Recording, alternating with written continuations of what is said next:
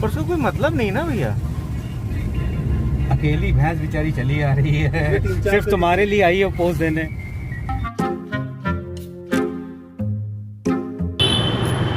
Hello friends, ये हमारा पहला शूट है, तो हमने सोचा कि क्यों ना इसकी शुरुआत कानपुर और उसके आसपास के एरिया से ही की जाए।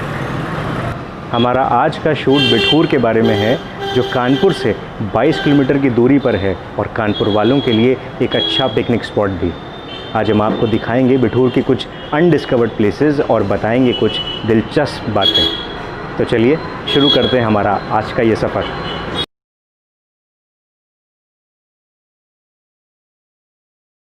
यूपी के मैनचेस्टर के नाम से जाने जाने वाले कानपुर शहर से करीब 22 किलोमीटर दूर पर बसा एक स्मॉल टाउन बिठूर, जो इतिहास के पन्नों में अपने आध्यात्मिक और क्रांतिकारी बैकग्राउंड की वजह से जाना जाता है। बिठूर वही जगह है जहां भगवान राम ने सीता माता का परित्याग किया था और यहीं पर संत वाल्मीकि ने पौराणिक ग्रंथ रामायण की रचना की थी। इसी जगह पर ध्रुव ने भगवान विष्णु की तपस्या की थी और बिठूर में ही सन 1857 के पहले स्वतंत्रता संग्राम की शुरुआत नानाराव पेशवा और तात्या टोपे ने की थी। देश मेरा रंगरेज बाबू, घाट घाट यहाँ घटता जादू। देश मेरा रंगरेज बाबू,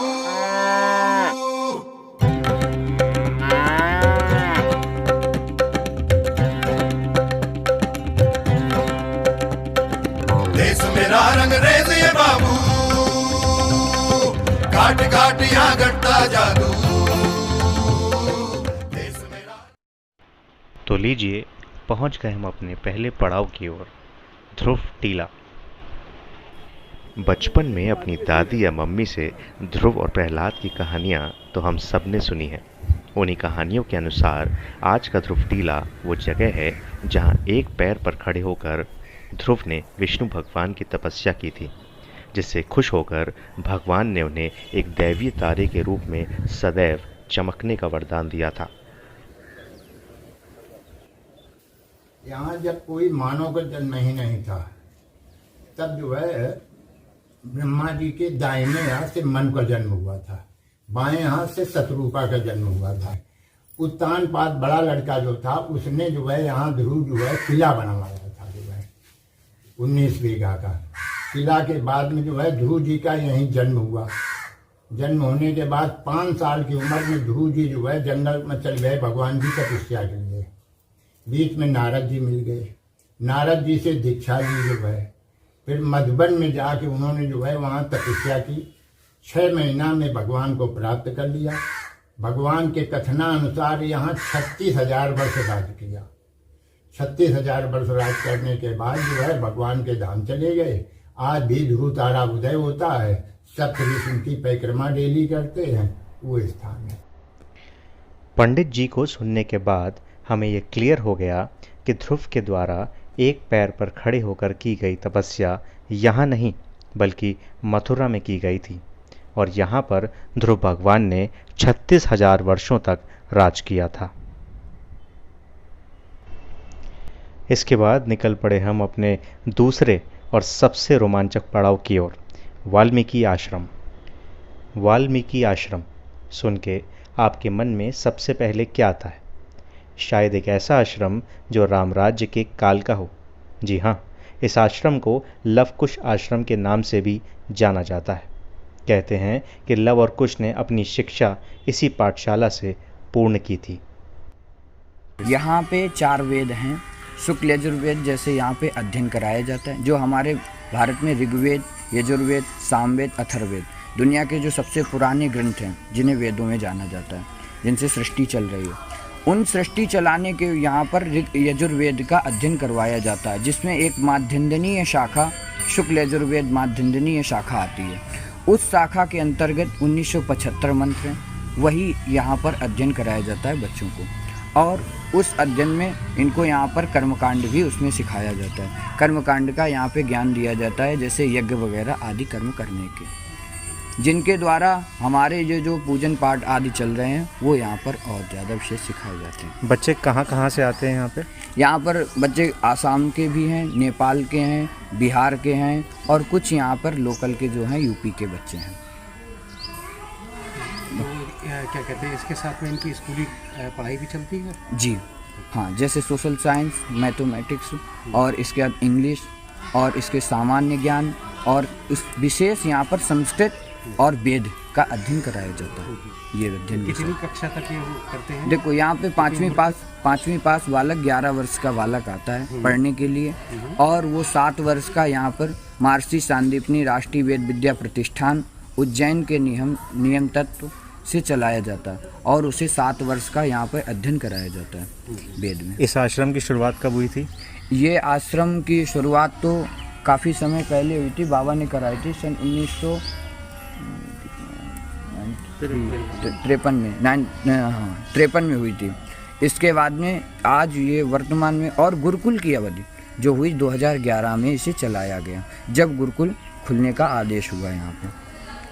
और ऐसा बताया जाता है कि ये लौकुश का पाठशाला ही बताया गया, इसलिए यहाँ पर वेद पाठशाला चल रहा है।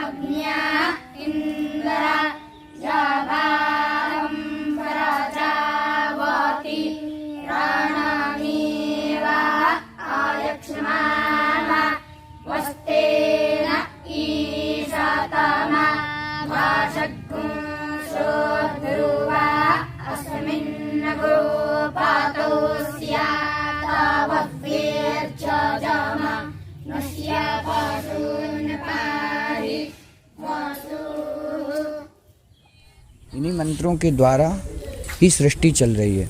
जैसे वैदिक और वेद और विज्ञान मिलकर के ही रिसर्च करते हैं, दोनों को मिलाकर के मंत्रों का अर्थ जब उसका अर्थ निकालते, इसी के द्वारा ही खोजें होती हैं सारी वैदिक मंत्रों की।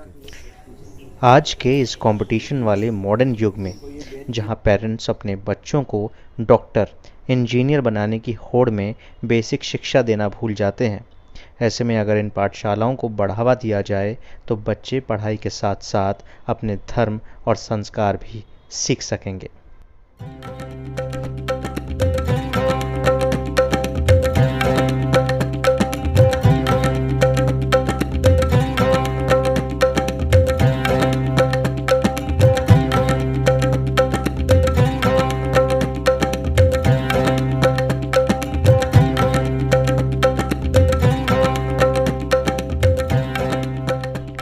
कानपुर से उन्नाव जिले को जोड़ते गंगा नदी के ऊपर बने परिहर पुल से करीब 7 किलोमीटर की दूरी पर है हमारा अगला पड़ाव, जानकी कुंड।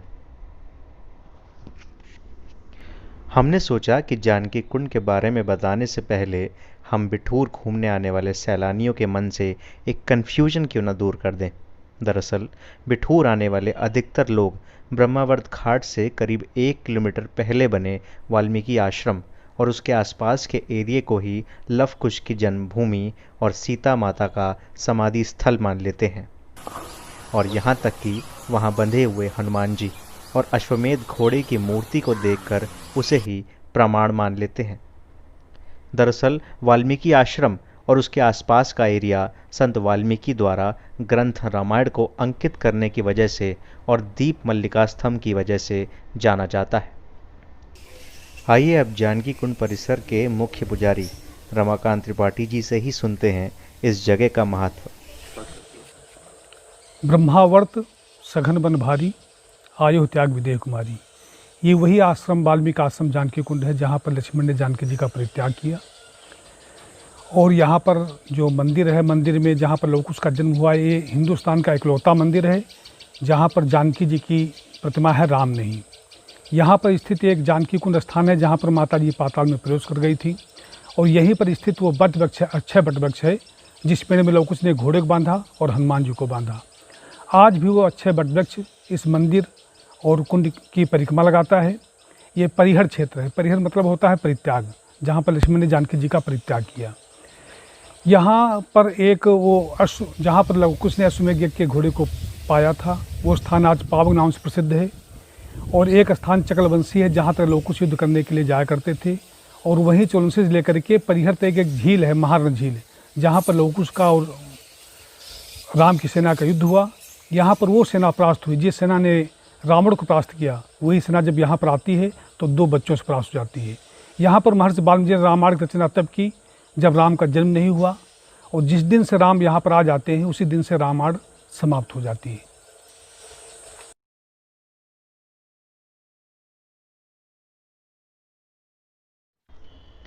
और इसी के साथ हमारा आज का पहला शूट यहीं पर समाप्त होता है।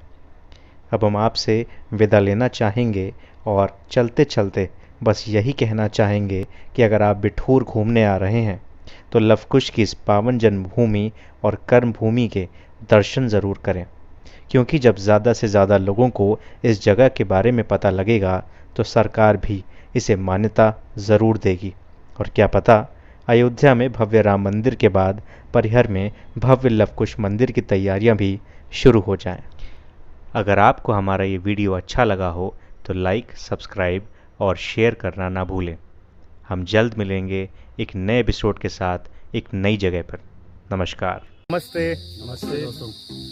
हेलो फ्रेंड्स, आज ये हमारा पहला शूट है क्योंकि हमने सोचा चलो हम हेलो फ्रेंड्स, इसको बोलने दो। आज हम आपको दिखाएंगे बिठूर की कुछ अनडिस्कवर्ड प्लेसेस और बताएंगे कुछ दिलचस्प बातें जो आपको इस एक्सप्लोर करने को